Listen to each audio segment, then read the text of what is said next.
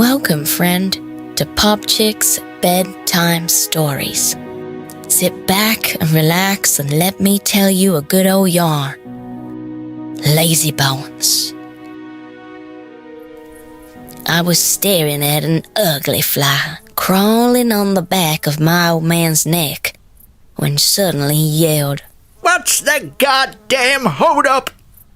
I've never seen traffic like it. Not in Sorrel Creek, anyway. A long line of idle cars stretched as far as the eye could see. Nobody in their right mind would come through here, unless they were lost or looking to get their picture taken with a real-life inbred. Up Church Square, crowds gathered, waving their cell phones in the air as colourful banners and balloons lined the sidewalks.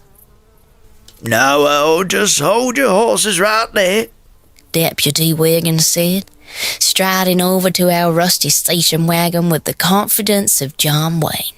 "You know just as well as I do that this is Ernie's big day."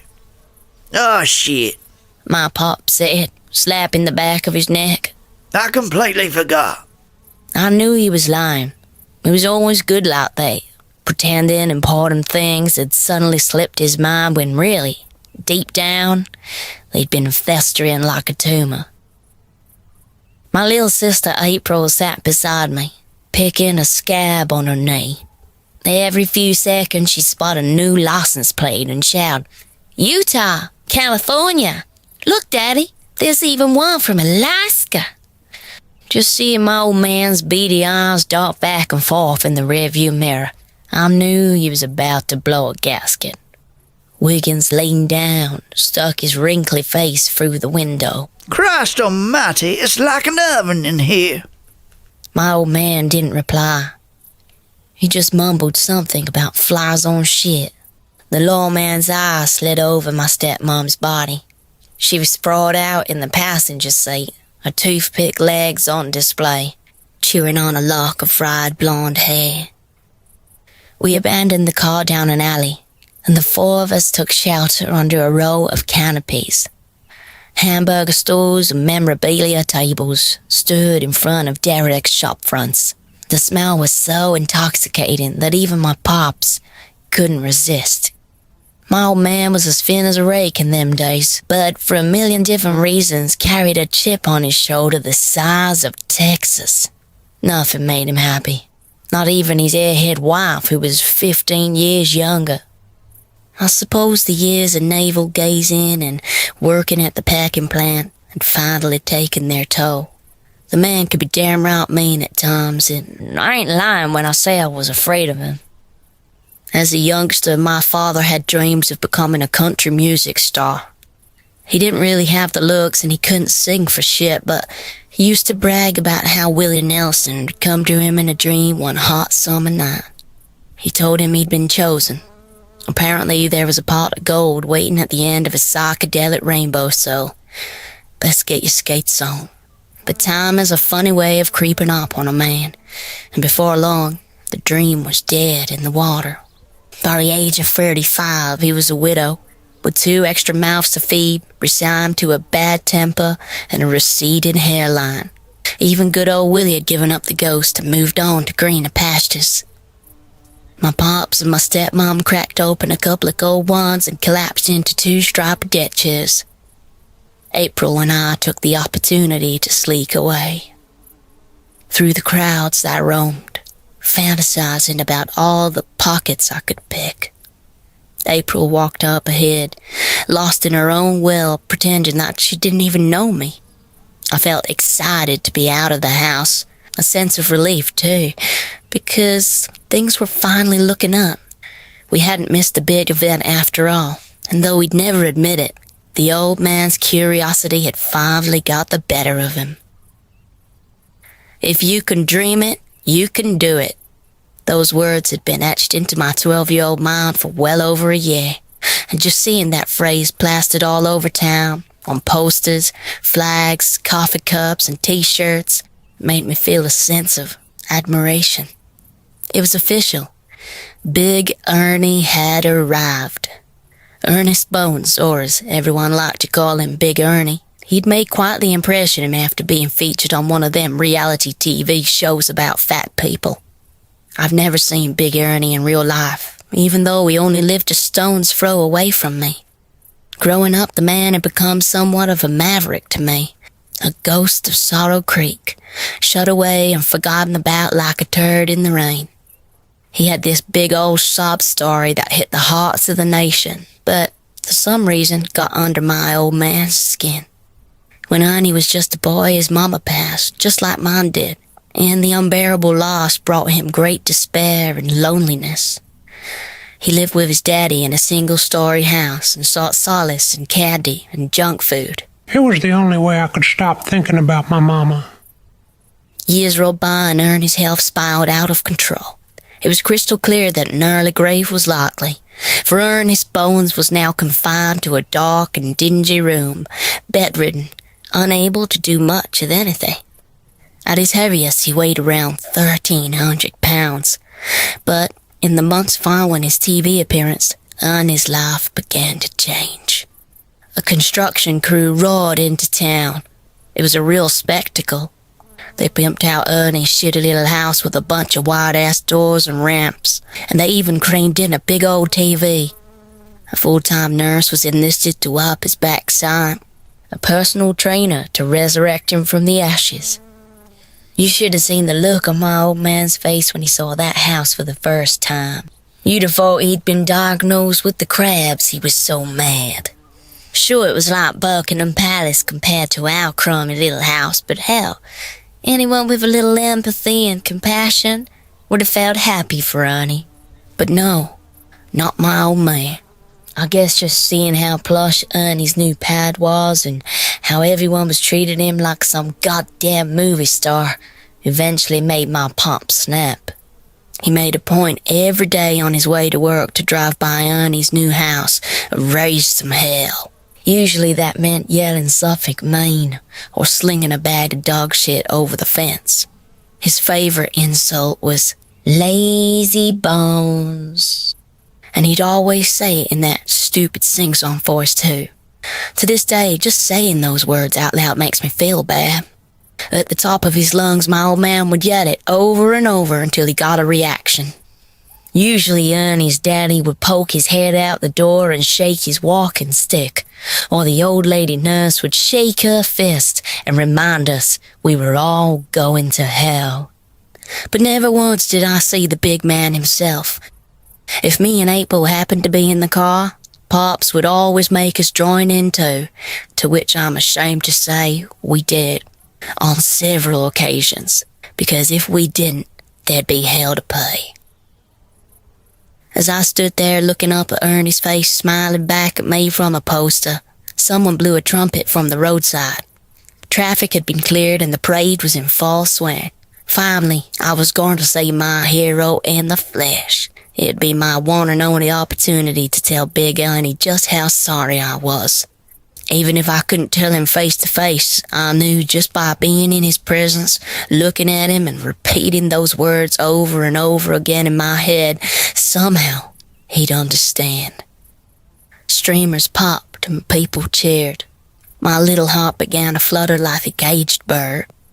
I felt like the gods were looking down upon us, making it all come together. A TV news crew had taken center stage out in the middle of the road, and I recognized the lady from the interviews. How pristine and out of reach she appeared in real life, especially compared to us normal folk. She had a powdery face and paper white teeth and fancy jewelry. My old man used to call her a real looker. I'd spent many sleepless nights wondering how Ernie would be feeling on his special day. Leaving the house for the first time in all those years, announcing to society he was now a contender, ready to take on the world. I wondered how it would feel like to look up to the sky for the first time, hearing the birds sing, the feeling of fresh country air on his skin, the wind in his jowls, the unforgiving sun blistering upon his bald head. I pushed my way to the front of the crowd. A police motorcycle was in the distance, its red and blue light shimmering on the horizon. Behind it there was something moving, slowly. It was big and bulky, and when it got up real close, I was amazed to see it was a bed, a gigantic one on wheels. April squeezed up alongside me. She grabbed my hand. We looked at each other and laughed, and as the mysterious bed drew closer, I caught my first glimpse of Big Ernie. He was lying spread eagle on the bed, looking pleased as punch, and his big old doughy face peered out from a yellowy stained pillow. The parade eventually came to a stop right in front of us, and a man's voice crackled through a megaphone. Behold the Batmobile! Ernie gave his double thumbs up, his trademark, and the music stopped and the crowd cheered. Soon enough, I was bouncing on my toes, whistling and whooping like a fruitcake. Ernie's body was much bigger than I ever imagined. He had supposedly been exercising and lost a few pounds, but here he was, still looking like a friendlier version of Jabba the Hutt. Sweat glistened on his bowling ball head. His jiggly arms were covered in red sores and purple bruises. He waved at all the smiling faces. He had a real gummy smile, too, more gums than teeth. And when he grinned, his teary eyes sparkled like a couple of priceless gems.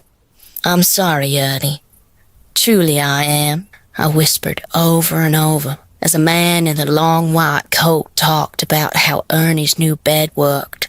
The Grumbler, as Ernie had christened it, was more of a glorified go-kart, made from the memory foam mattress and recycled parts.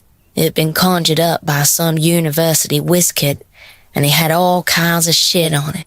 From GPS to solar charged blankets, a big slurpy cup holder, laser sensors, ultrasonic sensors, position estimators, all the essentials a man like Big Ernie might need to navigate around the holler. With a top speed of 35 miles per hour, the engine had been taken from a washing machine, the suspension and brake system from a local farmer's tractor. Even a hose pipe and the bucket had been installed underneath should Ernie need to do his business. It was nuts, way above my head.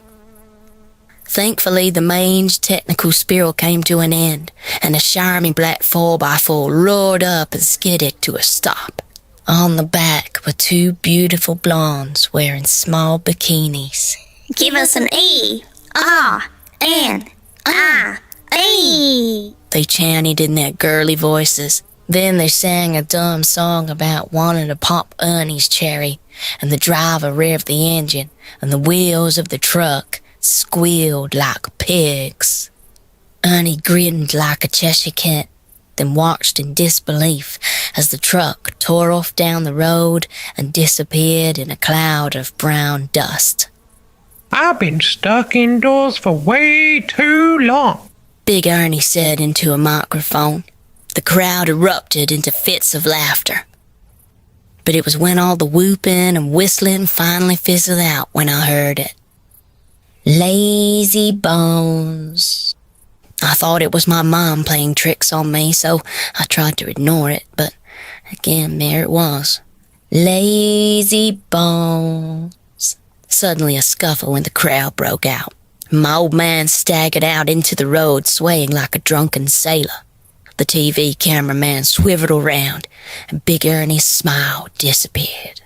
My stepmom was quick on the old man's heels, tugging at his arm. "Stop it, Earl, please." But my old man just pushed her back, and she tumbled into a hot dog stand. Hey, you! My old man screamed. Lord ass! Veins bulged in his neck, just like slugs under the skin. I'm talking to you, you great big turd! And then, just like Billy the Kid, he whipped out a gun and raised it at Big Ernie. Folks began screaming, and my legs began trembling like leaves in a hurricane. Big Ernie's fat, jiggly arms shot up to the heavens. What the hell are you doing? The policeman said. Him over there! My father yelled. That lazy piece of shit! Wiggins waved to his fellow officers. What in God's name are you talking about, Earl? Then my old man spun around and jabbed the gun at the crowd. And here you are, a bunch of goddamn sheep, treating him like he's some kind of saint, like he's cured cancer, for Christ's sake. Nobody from the crowd said a word. A deafening silence fell over the entire town. Banners and flags rustled above, gently in the breeze. A distant locomotive chugged across the hollow. That sorry ass ain't ever done an honest day's work in his life! My pop screamed, pointing the gun back on Big Ernie. The man's a phony, a loser. Don't you all realize that? He cocked the hammer. Plain goddamn lazy. Why don't you go home, Al? A lone voice called out from the crowd. You're making a damn fool of yourself. But this only made things worse. Suddenly my father coughed and spat something yellow on the ground. Deputy Wiggins stepped a little closer, hand on his holster, his face a deep scarlet. Oh, be reasonable. Put the goddamn gun down. I let go of April's sweaty hand and slipped back through the crowd. I could hear my old man now sobbing like a baby, and I felt ashamed. Why is it always deadbeats like him to get all the luck, huh? Tell me. I began crawling on my hands and knees in the dusty road, and when I reached Big Ernie's bed, his fearful eyes looked down upon me. I smiled sheepishly, but he didn't return the favor. The big man's eyes were as wide as saucers, and judging from the rancid smell, I knew deep down he'd most likely shit the bed. Couldn't blame the poor man. The stench was mighty bad, but knowing I had a job to do, I kept composed. I figured if I could just get my old man to see a familiar face, spot me in his line of vision, then surely he'd come to his senses and stop all this nonsense. But when my father wiped his face on his arm the moment he lowered the gun, the deputy made his move. There was a violent struggle. I didn't have much time to think, let alone scream, because all I heard was a loud bang. When I finally opened my eyes, I was staring up into a baby blue sky. A wispy cloud shaped like a tiny brain was my only friend in the world. It all happened so fast. That's what folks say when they have a rendezvous with the Grim Reaper. And let me tell you, they'd sure be right. When I eventually came to my senses, the first thing I heard was the screams. I was able to twist my head to the side, and that's when I noticed my reflection staring back at me from one of the shiny rimmed wheels on Big Ernie's bed. My t-shirt looked like it was covered in red paint. I didn't feel much pain at first, just a little dizzy, that's all. And it sure didn't help seeing Ernie's slops in the see-through bucket wedged underneath the mattress. Call an ambulance! Someone screamed. The boy's been shot! I remember thinking how silly I must look, lying there in the dirt, covered in red paint of all things. Then some man picked me up and gently placed me onto Big Ernie's bed. My stomach ached and tingled, and suddenly it felt like I was on fire. I could hear my old man screaming and hollering, and when I looked over, he was wearing a set of handcuffs and being thrown into the back of a police cruiser. You saved my life, little man, said a familiar voice. Big Ernie placed his flabby arm around me, and I could smell the sweat reeking from his body. It tasted like acid on my tongue. I tried to smile, but it hurt so bad, especially in my belly. My old man was now scowling at me, his face squished up against the back seat window, his mouth misting up the glass, moving up and down like a rabid dog. He had finally lost his mind. "Ernie," I said, twisting back, wincing. I'm sorry for everything," I said. He told me to hush, petted me on my head like I was his favorite pet. Just looking into those friendly eyes, the world buzzing around us like a swarm of tiny bees, cameras flashing, red lights charging up the road towards us, my little sister bawling her eyes out. I knew I was going to be all right, because in that instant I was living through my hero, looking out at everyone for the first time, and how wonderful the new world seemed. And I knew then, even if just for a moment, what it felt like to be somebody, to be born again.